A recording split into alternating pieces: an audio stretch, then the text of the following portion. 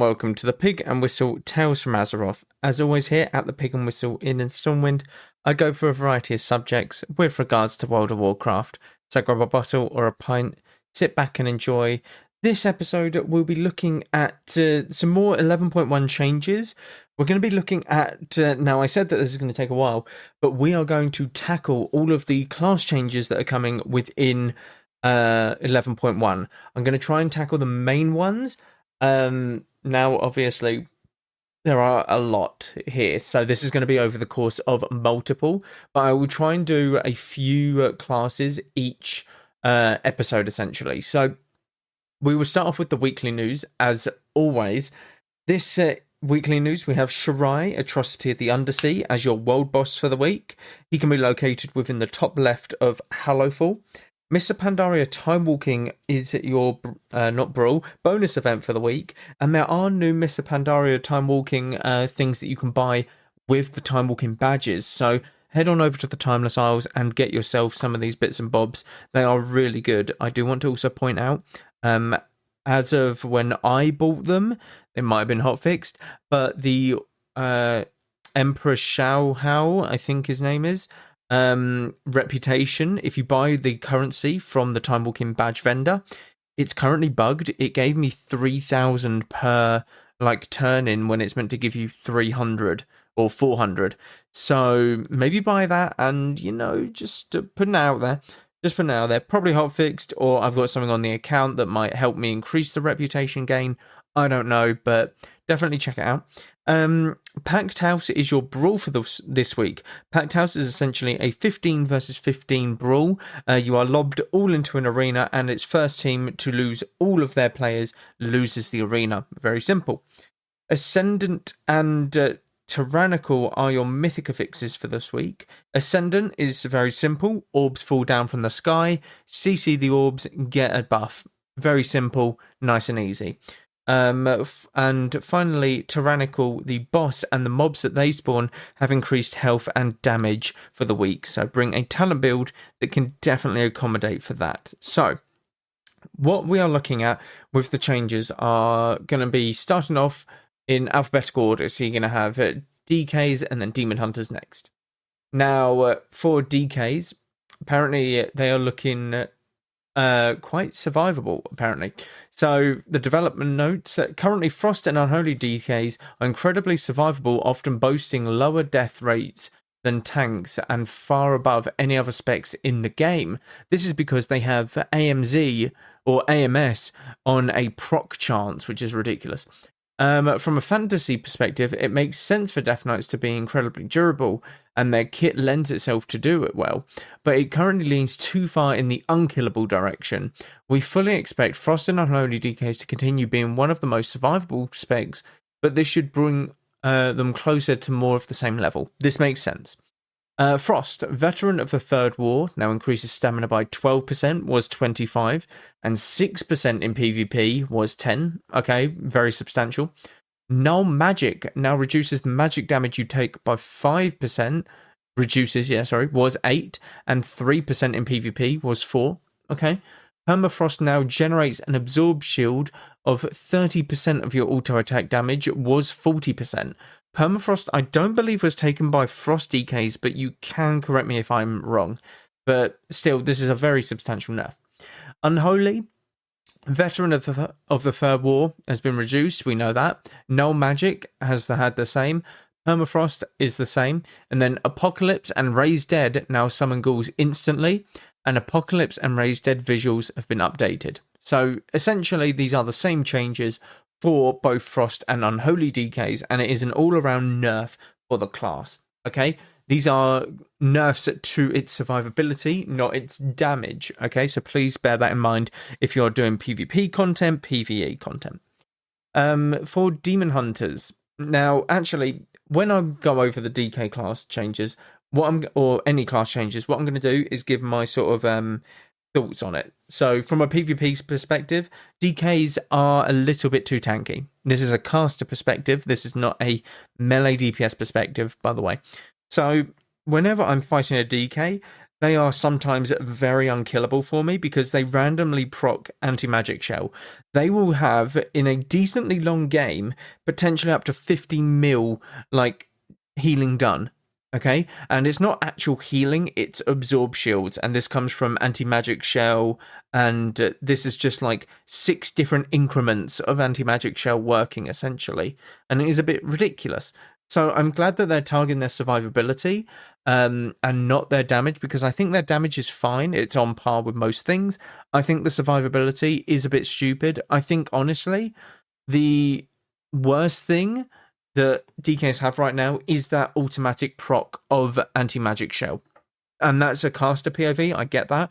But this means that they are a lot more durable against just some compositions in comparison to others. And I think that's why you see some sort of botched numbers there, because if a DK goes up against a lot of casters, they're going to be less likely to die in comparison to going up against 2 melee DPS kind of deal. So, there's a lot of things there, but I think that this is fine. I think that they are one of the tankiest specs in the game, and you can certainly feel it in a PvP aspect, and probably PvE as well.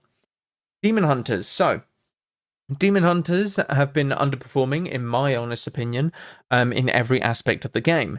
But the problem with Demon Hunters, okay? Demon Hunter tanks, I think, are fine right now. The problem with Demon Hunters, from a PvP perspective, is that they don't really have a lot of utility outside of just raw damage. In my honest opinion, they really don't. And the problem with that is, over the past couple of patches, they have slowly been power creeping the Demon Hunter's damage, okay? And it's going to get to a critical point where it will just explode and they will be unstoppable until nerfed. Okay, it always happens. It's called a power creep in the game. And this is what is happening with DHs, in my honest opinion. I think that there will be a power creep in the game. It's as simple as that. So, Imprison now breaks based on small damage threshold instead of any damage. This is something that is going to happen going forward. This is going to happen to a lot of CC in the game. So bear in mind that I will be saying this for a lot of CC to come. This isn't bad, but a lot of Demon Hunters anyway take detainment. So it kind of makes them it kind of makes this change irrelevant because they are now immune to damage. It's kind of like a cyclone. And when they take the PvP talent detainment, makes sense that Imprison now breaks on small damage thresholds for PvE, but for a PvP standpoint, I don't think this will affect it much. Spectral Sight has been reworked, no longer removed upon taking an action or damage, okay? It is removed now via a magic dispel or a loss of character, a CC, essentially. So if you stun the target, if it gets magic purged, anything like that, that is how you get out of the Spectral Sight. So rogues, if you're curing with a rogue mage druid, you're going to hope that that mage spell steals the Spectral Sight, okay? You just got to hope. That's all you can do. If you are, like myself, queuing Boomy Hunter Holy Paladin, you don't have a magic dispel. You just got to run in, do some damage, kill them, alright? There is no sneaking around in this cat form and stuff. It is just as simple as you got to run in, you got to start doing damage, and just get on their ass, essentially, and kill them. The movement penalty has been reduced to 20%, was 30%, so they move a bit faster in this Spectral Sight as well. And Lost in Darkness has been redesigned. Spectral Sight has a 5-second reduced cooldown and no longer reduces movement speed. This is not going to have any sort of effect at all. Hero talents. Fell Scarred, your Demon Surge now deals reduced damage beyond 8 targets. Not really going to be a problem in most aspects of the game. So, Demon Hunters have a new talent now as well. Screaming Brutality. Blade Dance automatically triggers Throw Glaive on your primary target for 100% of the damage, and each slash has a 50% chance to throw Glaive at an enemy for 35% of damage. This is a really, really good talent, okay? From a PvP standpoint, and from a talent standpoint in general, your Throw Glaive does so much value for you, but it doesn't feel like a good or fun button to press. So you throw Glaive, and essentially it puts debuffs on the target that increase the damage done by a certain magical type. And this is just really, really good. It also puts a bleed on them. It also does multiple other things. but your blade or your throw glaive is a very important part to your kit. So having something that does this automatically, like baked into the rotation, is crazy good. It really, really is. And that is a giant buff, in my honest opinion, for Havoc Demon Hunters. Momentum renamed Exergy, interesting, has been updated. The Hunt and Vengeful Retreat increase your damage by 5% for 20 seconds. 5% damage increase is nothing to scoff at, but depends where it is in the talent tree. Inertia has been updated. The Hunt and Vengeful Retreat cause your next Fell Rush or Fell Blade to empower you, increasing damage by 18% for 5 seconds. Okay, now we're getting into the dangerous territory. So what, you can Vengeful Retreat into the Hunt and you can just Vengeful Retreat into a 23% damage increase for 5 seconds. How crazy is that? Unbound Chaos has been updated. The Hunt and Vengeful Retreat cause your next Fell Rush or Fatal Blade to deal 500% increased damage. Okay. This is getting a bit ridiculous. So, you're going to have, in one ability, have it increase damage of a certain spell by 523%. Because if you Vengeful Retreat, you get the 5% from one talent, 18% from another, 500% from another, and then you Fell Rush someone. They're bringing back the Fell Rush build. It's 100% the Fell Rush build again, where you're just dashing through people and killing them with a Fell Rush and movement ability. This shouldn't be a thing. It really, really shouldn't. Cycle of Hatred has been redesigned. I-Beam reduces the cooldown of your next I-Beam by 2.5/5 seconds, stacking up to 20 seconds. Okay, interesting. That's going to be quite obnoxious because I-Beam into I-Beam, you know, you won't get I-Beam back immediately, but, you know, I-Beam gives Metamorphosis uptime, and having Metamorphosis uptime is really, really strong for Demon Hunters. It just is in general. So, gonna have to see how this one plays out, but I don't think it's too bad. Exergy and Inertia? Yeah. Choice Node has swapped locations with Unbound Chaos, and any means necessary has been removed. Okay, very simple. Vengeance, Demon Spike duration increased to 8 seconds, was 6. This is a massive buff for DH tanks. And Circle of Binding effect is now triggered by Sigil of Flame, was all Sigil skills, and reduced Sigil skill cooldown by 5 seconds was 2. So this is a big buff.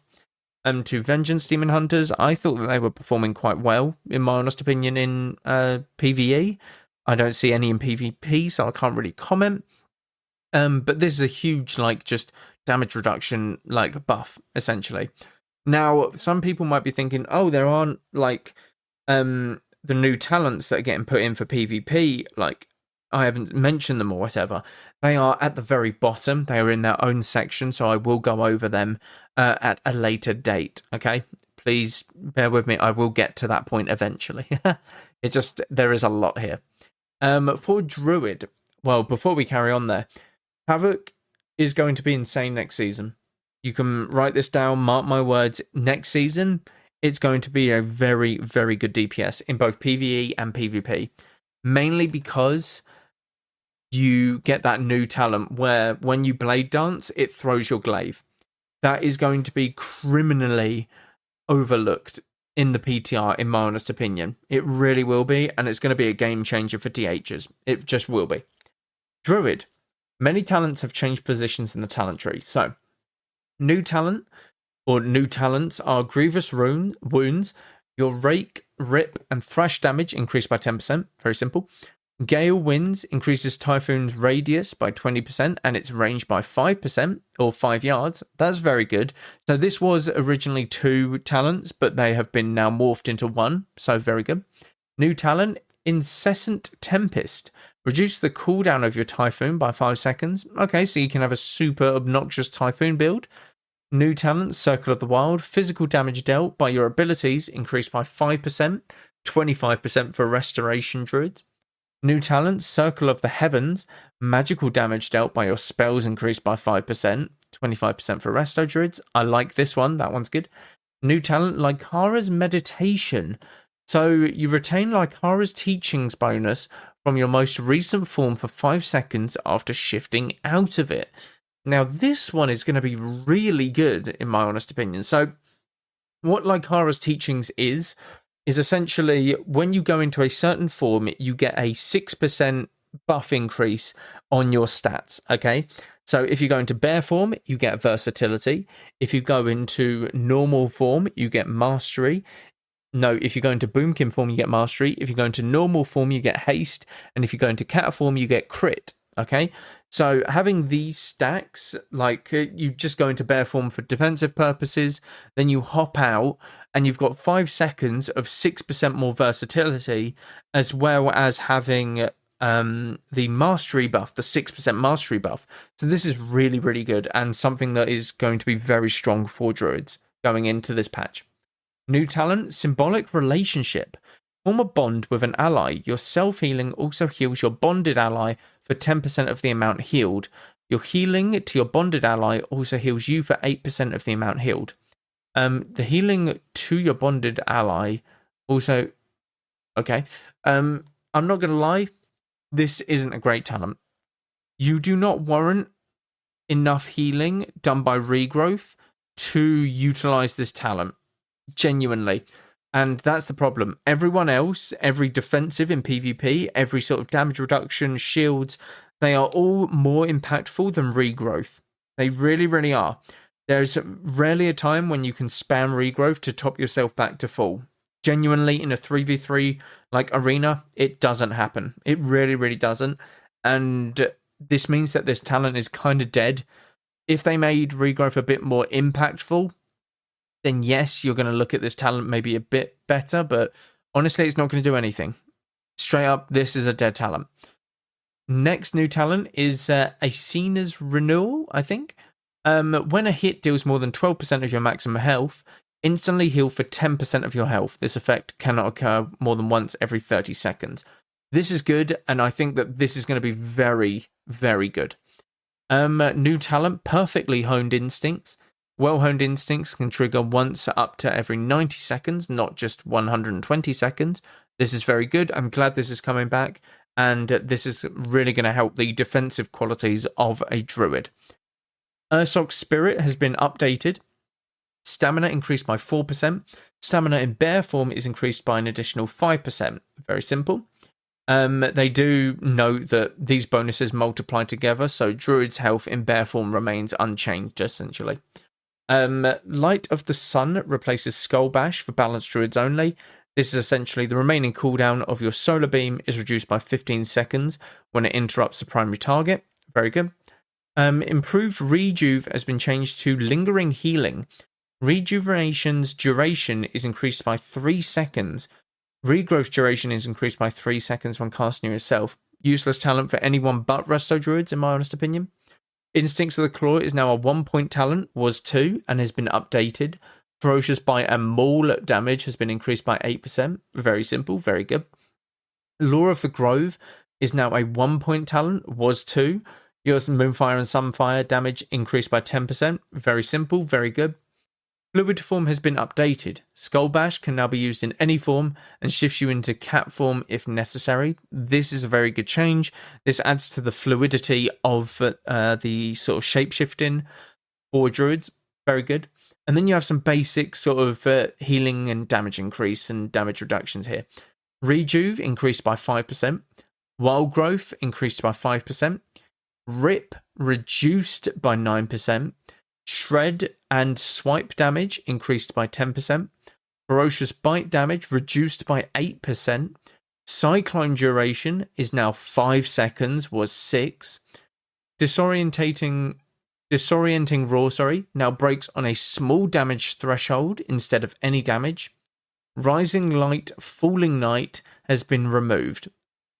Okay, for druids overall, as just looking at this, we're not looking at the sort of spec-specific stuff yet.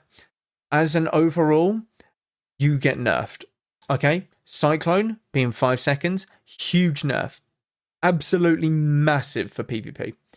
As well as Rising Light, Falling Night being removed, huge nerf. That was just versatility or haste. Okay, it was good, and it was just stats. Not great talent point. Didn't feel amazing, but you get stats from it, so it's good. As for that, Feral at the moment currently is in the gutter because 8% off of Ferocious Bite, 9% off of Rip. That is really bad, really, really bad for your single target damage and even your cleave damage from your Rip. That is really rough, I'm not going to lie. The healing increase doesn't really do much. Probably for Resto Druids, it still won't do enough. So we'll carry on with Druids and see what the spec-specific stuff has to say. So, Druid of the Claw, your Ravage damage reduced by 8%. This is hilarious. No one ever used Druid of the Claw in PvP.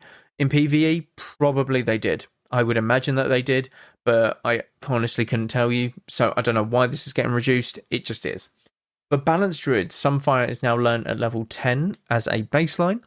And the following talents have been removed. Light of the Sun, which was the Solar Beam one, and Sunfire, which is obviously now baseline. Very simple. So nothing really has changed for Balanced Druid. For Feral Druids and Druid of the Claw, though, it's not looking good. I'm not going to lie. So for Feral Druids now, Thrash is now baseline at level 10. Your Brutal Slash damage is increased by 10%. This is at least good. And Killer Instinct no longer increases damage dealt by Moonfire cast with Lunar Inspiration. This is really poor. I think with all of the different nerfs that Feral Druids are getting, you could have at least had them have a Moonfire modification to that damage, but, you know, it's a bit sad. For Guardian Druids, a new talent, Ursol's Warding.